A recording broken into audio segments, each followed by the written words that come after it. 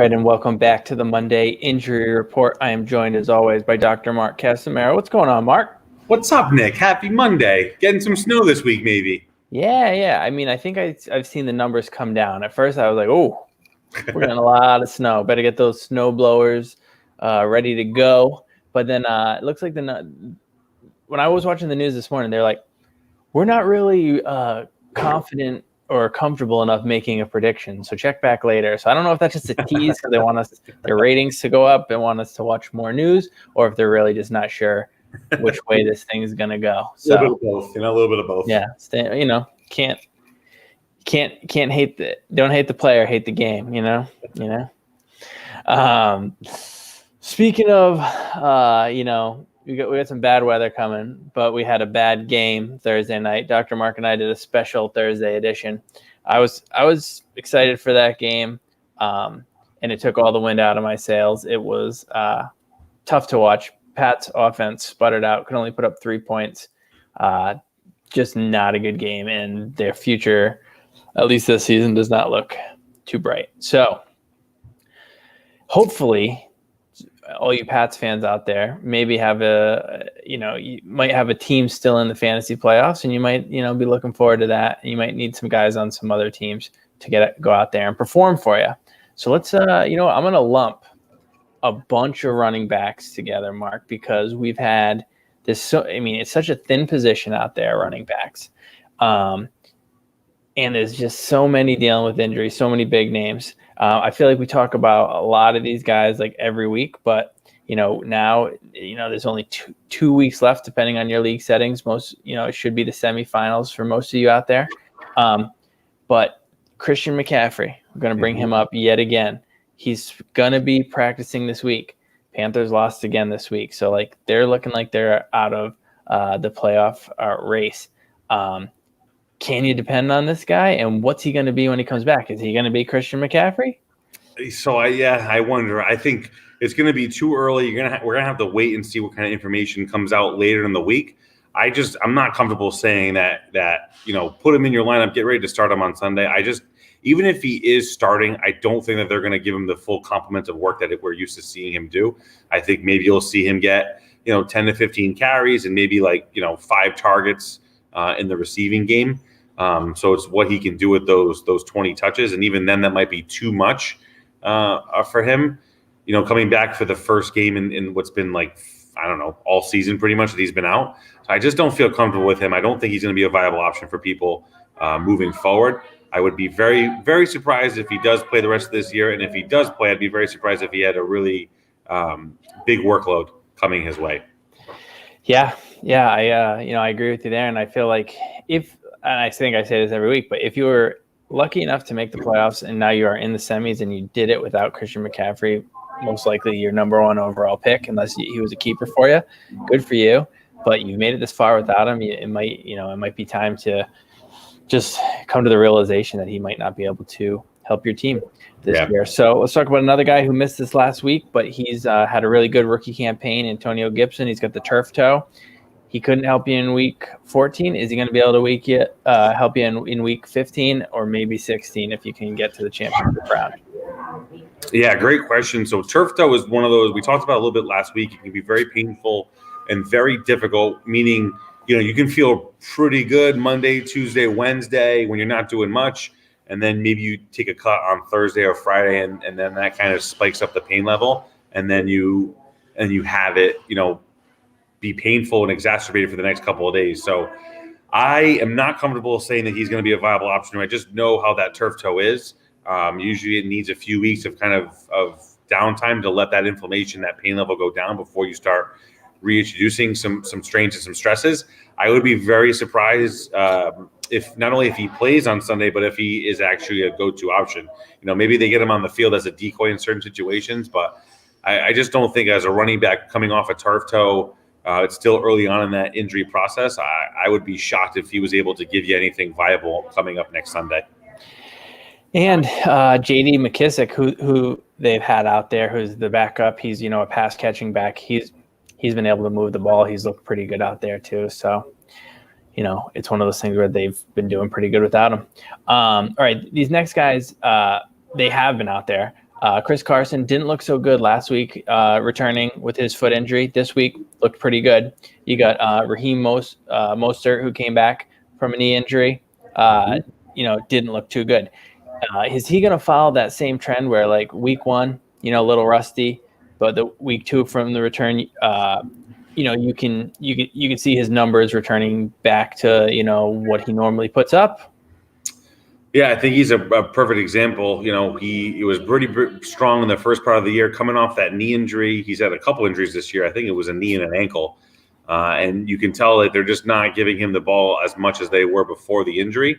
So, yeah, I think that if, there's no reports coming out that he aggravated anything. So I think moving forward to next Sunday, I would expect him to get more touches. And then, from a running back standpoint, his timing is going to be a little bit better. You hope he gets a little bit more comfortable, a little bit more confident on his legs now that he's not dealing with an exacerbation of the injury. So I hope, because he's on my fantasy team, so I hope so. But I think that he might be a guy that, might make a big jump next week, as long as, he gets the touches that we need and his team is playing pretty well. That I think you might see a big jump in his production next week as he gets more comfortable.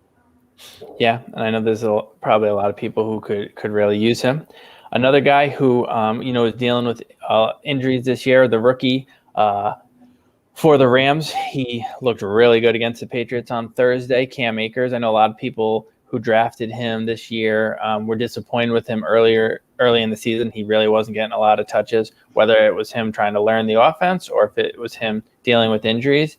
But it seems like now they're if you held on to him for this long, you're finally actually seeing, what he can do, and you can see how he can produce. So do we expect more of the same from Cam Akers?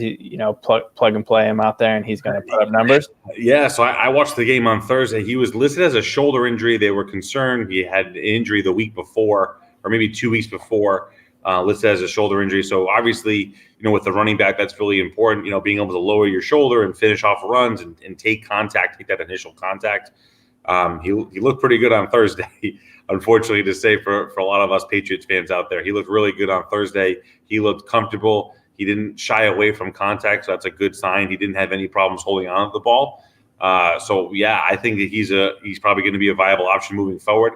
I wouldn't be concerned with his injury limiting him at all going forward. So I think he might be a good option for anyone that's been holding on to him for the last couple of weeks. I think you might start to get some production out of him now moving forward. Yeah, I know the other concern with him too is just like the talent in front of him. You had Henderson and Brown, but it really seems like he's taken that jump now where they know that he's the bell cow back and he's the most talented guy in that backfield. So it looks like he's turned that corner and he is the number one guy there now. Better late than never.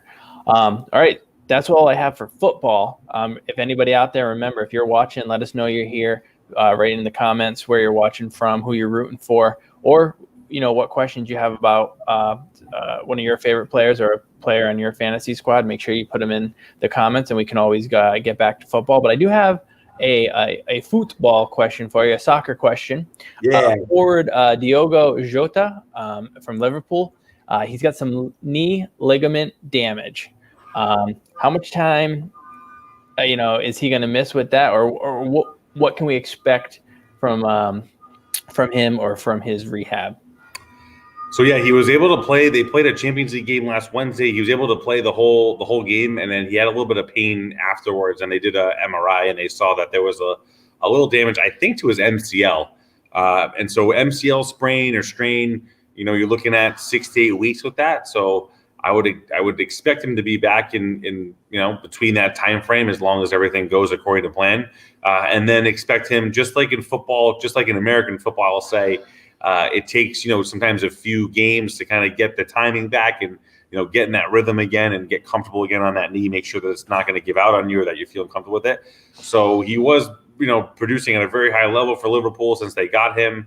He scored a lot of goals. This injury, they've had a lot of injuries, Liverpool, this year, but they're still chugging along. They tied yesterday. I think they're in second place right now. They're only a couple points out of first place, and the first place team and the second place team are playing against each other on Wednesday. So Tottenham versus Liverpool on Wednesday. So Liverpool will certainly miss Diogo Jota for that game. And they've had a lot of injuries this year so far, but they're chugging right along. And I would expect him to be out for 6 to 8 weeks, knowing that, for European-based players, they have a lot of games coming up. They have the European tournament this summer, which was pushed back from last summer because of COVID. So they got that coming out. They have the World Cup next winter. Yeah, you heard me right. World Cup next winter coming. So we have a European tournament, summer tournament. We got more club soccer and then a World Cup. So there's a lot of games coming up. So you might start seeing some of these players take a little bit more time with some of these injuries. But I would expect 6 to 8 weeks. Hopefully he'll be back in the lineup after that and producing again. Yeah, let's hope for them. That's exciting with the Winter World Cup coming up. Everything got shuffled around with this past year with everything. So it'll be exciting to see. Now with the vaccine being out there and stuff, if things can start to return to somewhat normal. And I'm banking on spring and summer. Getting back out there and we need a summer. We need a real summer, Nick. We need a real summer. We do. I think everybody's, that's what they're hoping for, and I hope it happens. But we got to get through the holiday season, and we got to get through the winter first. So, make sure everybody out there is staying safe. Well, Mark, that's all I have for you today. Remember out there, if you guys have any questions, you got to ask them. Put them down in the comments, and Dr. Mark and I will get to them. We will answer any and every question that you send our way. If you can't watch us live on Mondays, put them in the comments after the fact, and we'll get to them the next time. We did a Thursday special last week with the Patriots playing Thursday. So if we get enough comments and stuff, we'll do one towards the end of the week before the fantasy weekend is here. So, Mark, as always, thanks for joining us. Thanks a lot, Nick. Everyone have a good week. Yes, everybody have a happy, healthy, safe week. Peace. Happy Hanukkah. Happy Hanukkah. Happy Hanukkah.